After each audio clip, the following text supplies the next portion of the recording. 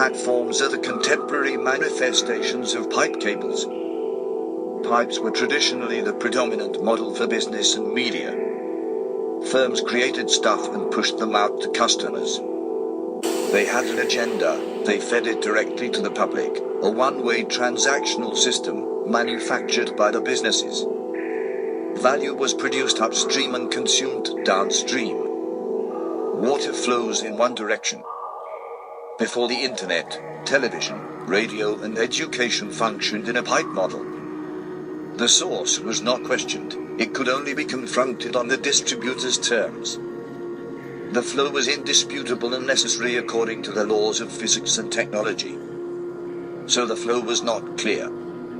As the internet increased in size and scope, unsurveyed contributors fed dirt and filth into the pipes, changed the direction and infrastructure of the system until the model became sewage, untapped and thick and yet entirely limitless. They built platforms, a structural feat promised to democratise the experience, to clean the pipes, all the while redefining the bounds of democracy. New stuff in the pipes, new untapped potential. They could have installed filters to block unsavoury flow, but why deny temptation when the accumulative evidence could become incriminating? Why deny an outpouring of the most utopian of visions and the most bestial of human activity when it constructed the most unprecedented record of the state of humanity the world had ever known? The pipes may be carrying sludge and silt and sewage and slime, but how rich it could be to the buyers. Only the few knew how it could be siphoned off and bottled and sold to the big cat with the biggest agenda. They showed how they could twist a corner there and install a sensor here and slightly alter the pressure until the foul output flowed into just the right vat.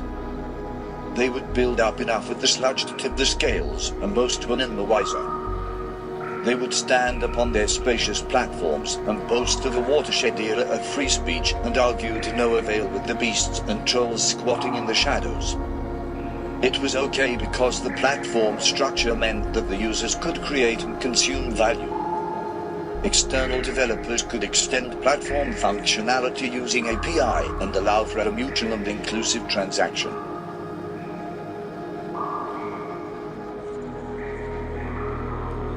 Yet the pipes were never made redundant, they just became smaller, faster, subtler. They ran as fiber optics, tied in little knots and deals with GCHQ.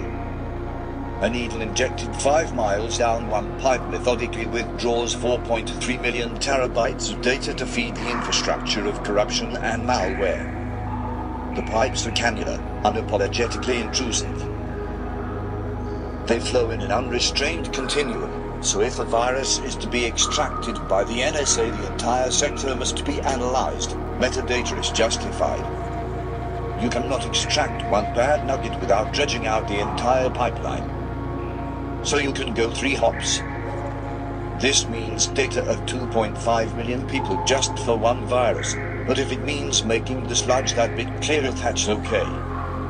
They have FISA anyway, and if they do not have that, they have 207 clearance, and they wade through the sewage with X-Keynote, pushing up the manhole in the most intimate places.